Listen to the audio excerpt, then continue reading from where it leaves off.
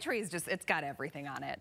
It's probably Sylvia's worst nightmare kind of a tree. I just envision Sylvia's tree as probably like, just like the most put together. I do like it orderly, but my kids would always joke about that, that I would, when they'd help me decorate, I'd be like, oh, that's so pretty. And as soon as they left, okay, that needs to go there. I think my Christmas tree would make you want to just scream when you see it. Because they're all beautiful, aren't they? They are. And I was particular at one point, and then since I had Maeve, like, she can do whatever she wants. So I always had two trees. I had a kid's tree and then my tree.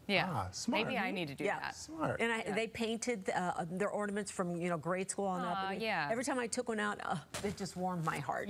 Best time of the year. I love it. I think we're all a little ready for it. And it's cold enough to Terrence, he's getting ready for the snow. I mentioned it one time, and he's held on to it. He's that one person. Yes. We do have a small chance of seeing some snowflakes maybe late next week. So we're going to be tracking that. I'm wear my snow onesie. There you go.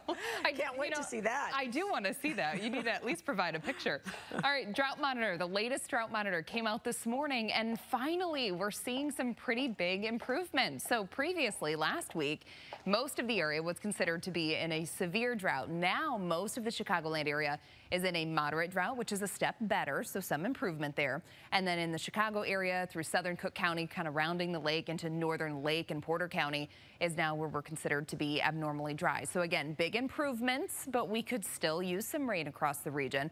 And I know a lot of us are missing the sun, but we still have lots of cloud cover out there, and we're still dealing with some really light drizzle, especially closer to the lakefront and then down into northwest Indiana. Notice for those of you that are in Lake, Porter, and LaPorte counties, we still have some very light patchy drizzle coming down. That's going to be the story of the evening, and then through tonight, we're still going to be locked in with cloud cover, but because of the cloud cover, that's going to help to hold in at least a little bit of heat for us. So very similar to last night, our temperatures aren't really going to change all that much during the overnight. Right now, we're sitting in the 50s. Our high temperatures today, we made it to 54 at O'Hare, same thing in Gary, 53 in Chicago Heights, 53 also in Merrillville, and in Kankakee, 52 in Aurora, and 54 degrees in Waukegan.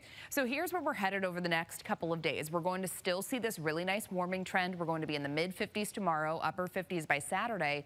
I think we have a shot at low 60s by Sunday afternoon. We'll do that again on Tuesday.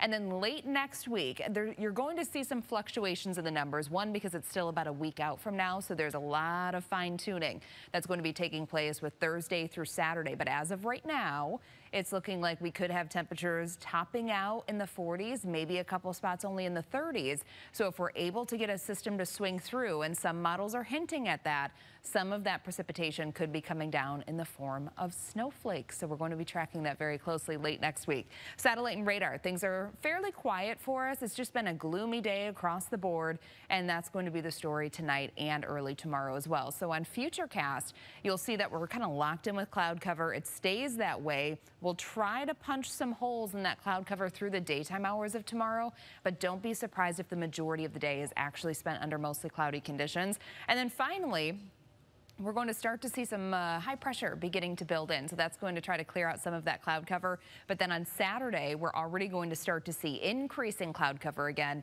as our next system begins to approach the area. That could be bringing some very light rain showers for us Saturday night and then into Sunday. Right now we have 10-mile-per-hour winds out of the west-northwest. Temps are still in the 50s. Tonight we're only dropping down to the upper 40s.